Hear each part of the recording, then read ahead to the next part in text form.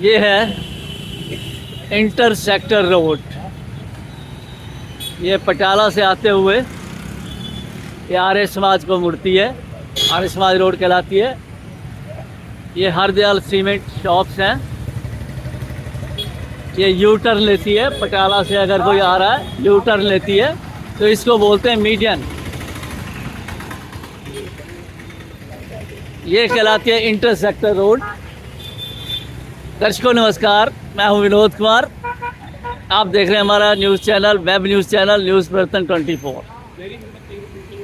आप जानते हैं कई दिनों से ये एक पेट्रोल पंप को एनओसी इशू करने का SROL नाम था जिसका पहले, अब ये न्यारा एनर्जी लिमिटेड है मोहाली से, उसको एनओसी इशू जो इशू की गई PWD द्वारा, फॉरेस्ट डिपार्टमेंट द्वारा, तो उसका मुद्दा जो है चर्चा का विषय रहा है। आपको ये इंटर सेक्टर मौके के ऊपर समझाने का ये मकसद है कि आप इसको अच्छी तरह समझ सकते हैं।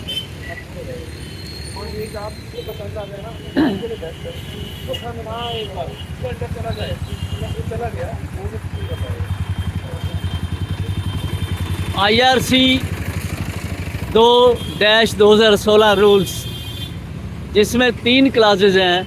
ये मुद्दा 2018 से शुरू हुआ पेट्रोल पंप का। 19 में PWD ने इसको रिजेक्ट कर दिया। ये साइट पे पेट्रोल पंप नहीं लग सकता। उन्होंने 3 जो है क्लासेज दी IRC 2-2016 की कि ये इन वजह से ये पेट्रोल पंप यहाँ पे नहीं लग सकता। उसमें मेन जो चीज़ थी ये इंटर सेक्टर रोड और मीडियन, जो मेन मुद्दा था रिजेक्शन का। इसलिए आपको ये मौके पे समझाने का मकसद हमारा ये है। इंटर सेक्टर रोड कैसे बनती है? जैसे ये सड़क मुड़ रही है तो इंटर सेक्टर रोड अगर 22 फुट से नीचे है, 22 फीट से कम है, तो इंटर सेक्टर रोड का कोई इशू नहीं है, पेट्रोल पंप यहाँ लग सकता है। लेकिन अगर 22 फीट से ज़्यादा है और ये जो मैप के हिसाब से ये 35 से 40 फीट के करीब है, तो यहाँ पे इंटर सेक्टर रोड का जो रूल है, जो क्लास है IRC की, वो अप्लाई होगी। और उसकी ये शर्त है कि ये जो पेट्रोल पंप है वहाँ पे उसके एग्ज़िट से लेके ये जो है गैप इस इंटर सेक्टर रोड का वो 100 मीटर होना चाहिए कम से कम। और 25% जो है PWD को पावर है इसको कम करने की, यानी कि यहाँ से लेके ये रोड तक जो पेट्रोल पंप की एग्ज़िट है, यानी कि जहाँ पेट्रोल डलवा के बाहर निकलेगा तो वो एग्ज़िट मानी जाएगी, ये 75 मीटर कम से कम होनी चाहिए। तो ये जो एक्चुअल है ये 13 मीटर है। तो ये है मीडियन का, जिसकी वजह से ये साइट PWD द्वारा 2019 में रिजेक्ट हुई। ये मीडियन है, इसका इससे कोई लेना देना नहीं है फ़िलहाल। ये सिर्फ यू टर्न समझाने के लिए है। और अब PWD ने 22 में फिर से ये मुद्दा गरमा गया। अब आज जो चर्चा का विषय है 23 में ये PWD ने इसको NOC दे दी और क्लास लगाई कि ये जो रोड बनेगी सर्विस रोड, आपको बता दें कि कोई भी सेंट्रल गवर्नमेंट की गाइडलाइंस है अब कि सर्विस रोड जो भी बनेगी वो कोई भी पेट्रोल पंप लगेगा, सर्विस रोड उसके लिए कंपलसरी है। तो इसलिए ये सर्विस रोड का प्रोविज़न PWD की जगह है ये। तो इसके लिए उन्होंने कंडीशन लगाई कि ये जो बर्म है, ये इसको जहाँ तारकोल रोड ख़त्म होती है, जहाँ आप देख सकते हैं गैप, ये बर्म कहलाता है। और बर्म से 1.5 मीटर 1.5 मीटर ये इसको छोड़ के उसके बाद 5.5 मीटर चौड़ाई इसकी रहेगी।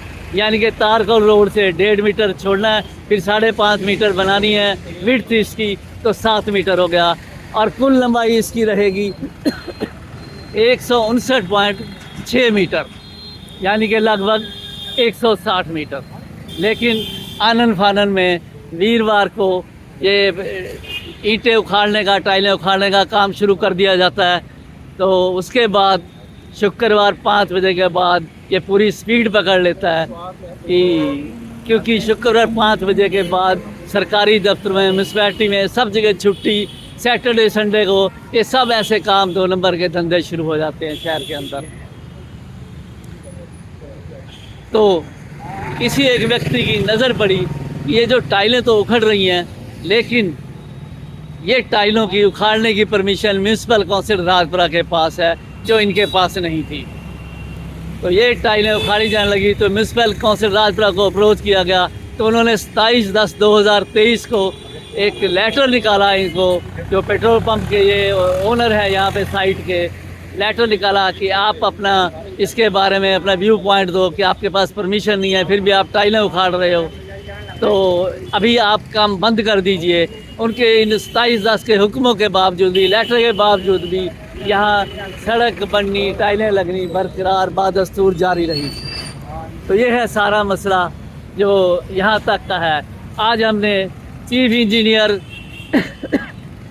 जो पटियाला में बैठते हैं, जिन्होंने PWD के हैं, उन्होंने ये परमिशन दी, उनसे अप्रोच किया, उनको अप्रोच किया, तो ज़बानी वो यही कहते रहे हर कोई वहाँ के जो ऑफिशियल्स हैं कि ये अब नियम चेंज हो गया, जो क्लासेस थी ये जिसकी वजह से रिजेक्ट हुआ था ये अमेंड हो गया। हम बार बार उनसे कहते रहे कि आप ये हमें कॉपी दीजिए अमेंडमेंट की लेकिन बार बार कहने के बावजूद वो हमें कॉपी उसकी प्रोवाइड नहीं करा पाए। तो इसका मतलब लगभग स्पष्ट है कि ऐसा कुछ संभव सा लगता नहीं है। फिर भी अगर उनके पास है तो उनको आके पब्लिक एक स्टेटमेंट देनी चाहिए, चाहे प्रेस कॉन्फ्रेंस कर लें कि ये सब कुछ अमेंड हो चुका है। साथ ही आपसे जिक्र करेंगे एक नोटिफिकेशन का, जिसके तहत पंजाब गवर्नमेंट ने पेट्रोल पंप लगाने के लिए कुछ रिलैक्सेशन दी थी, और रिलैक्सेशन में ये फॉल नहीं करता था। जहाँ IRC क्लासेस की वायोलेशन थी और दूसरा नोटिफिकेशन के रिलैक्सेशन में फॉल नहीं करता था, इसलिए 2019 में ये रिजेक्ट हुआ था। तो ये है किस्सा सारा। और आज तकरीबन 11 साढ़े 11 के बीच डिप्टी कमिश्नर पटियाला यहाँ आए थे, लेकिन क्या बात हुई, क्या उनकी ऑब्जर्वेशन थी, ये हमें अभी तक पता नहीं चल पाया। तो कैसे कैसे काम हो रहे हैं यहाँ पे, जबकि विधायिका जी ने सिविल हॉस्पिटल में एक न्यूज़ 89 चैनल को कहा कि सारे की सारी जो NOCs हैं वो उनको मिल गई हैं, इसीलिए ये बिल्कुल सही है।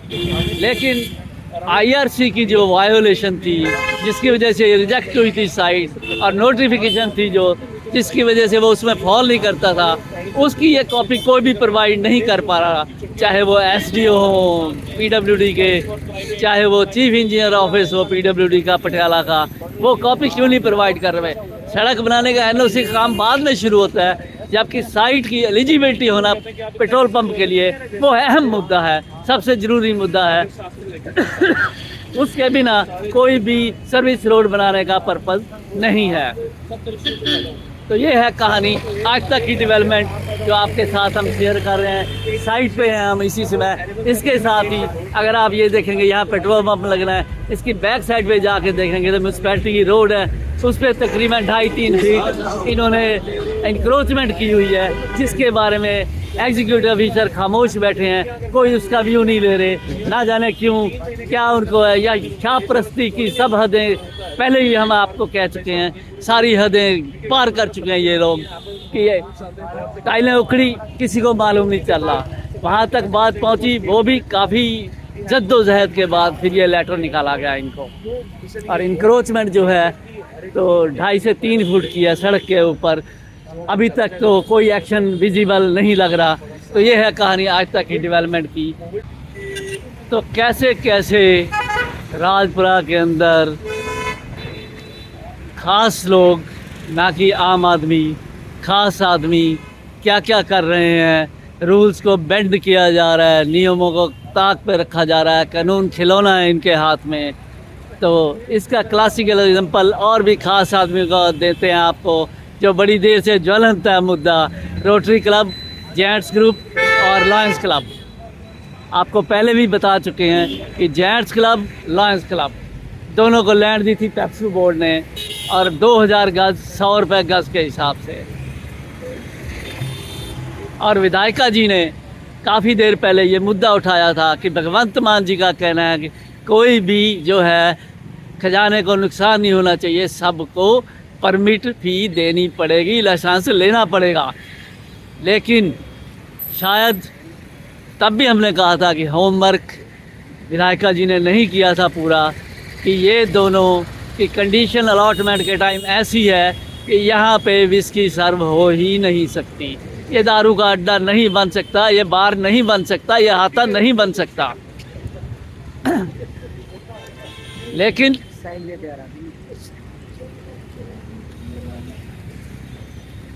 फिर भी ये चलता रहा 1990 के करीब जेंट्स और लायंस को ये अलॉटमेंट हुई लगभग, तो तब से बिना परमिट के बदस्तूर दारू का अड्डा जारी है। तो उसमें विधायिका जी ने ये मुद्दा उठाया, लेकिन कुछ देर बाद फिर से एक न्यूज़ चैनल से उन्होंने कहा कि ये जो गैर कानूनी चल रहा है वहाँ पे वो नहीं चलने देंगे हम। लेकिन लायंस क्लब में कभी बंद नहीं हुई विस्की सेरेमनी, और वहाँ बारात घर बना हुआ था। आज भी अगर आप जाएंगे देखेंगे तो बाहर बोर्ड लगा है, बुकिंग शुरू। एक छोटी सी अंदर कमरे में एक डिस्पेंसरी बना दी गई है, डॉक्टरों को बैठने के लिए जगह दे दी गई है, और ये ड्रामा करके वहाँ बदस्तूर जो है बार शानदार जारी है। और जहाँ तक बात करें जेंट्स की, कोरोना के बाद से उनके लिखा है कि आप सिर्फ अडल्ट एजुकेशन और ट्रेनिंग के लिए सिर्फ यूज़ करोगे इसके, जबकि लॉज में लिखा है कि डिस्पेंसरी और हॉस्पिटल के लिए, ये लिखा हुआ है। तो उसके बाद जब ये कहा गया कि गैर कानूनी काम है, तो जेंट्स ग्रुप में बंद हो गई, लायंस में बदस्तूर जारी रही तब भी। उसके बाद रोटरी क्लब जो उनकी अपनी जगह है, लेकिन बगैर परमिट के, बगैर लाइसेंस के, वो भी नहीं वहाँ पे दारू सर्व कर सकते, विस्की सर्व कर सकते। तो 3 दिन के लिए उन्होंने बंद की, और चौथे दिन से फिर वहीं का वहीं शुरू हो गया, वहीं यही दारू का अड्डा बन गया, इसके अंदर सर्व होती रही। उसके बाद हल्का इंचार्ज जो भाजपा के हैं एक प्रेस कॉन्फ्रेंस छोटी सी करते हैं और बोलते हैं कि जेंट्स क्लब से, जेंट्स ग्रुप से 25 लाख मांगा गया है, और इसकी डिटेल वो ब्यौरा देंगे, एक प्रेस कॉन्फ्रेंस करेंगे प्रॉपर वे से और तब देंगे। लेकिन प्रेस कॉन्फ्रेंस नहीं हुई। उसके बाद मैनेजमेंट चेंज हो गई जेंट्स ग्रुप की, और वहाँ पे विस्की शुरू हो गई। अब आप अंदाज़ा लगा सकते हैं कि ये ख़ास लोग जो है कैसे कैसे फ़ायदा उठा रहे हैं इस राजपुरा के आम आदमी के राज्य में। तो ये है कहानी। और जेंट्स ग्रुप का जो है उनको 2 मेंबर नॉमिनेट करने थे पेप्सू बोर्ड के, जो आज तक नहीं हुए। 23 और 10 33 साल 34 साल के करीब हो गए, आज तक नहीं वो कर पाए। ना प्रशासन जागता है इस बारे में, ना प्रशासन में कोई बोलता है। तो ये है हमारी कानून व्यवस्था, ना कोई शासन ना कोई प्रशासन। अभी तक के लिए बस इतना ही। नमस्कार, शब्बा खैर, आदाब, सत श्री अकाल।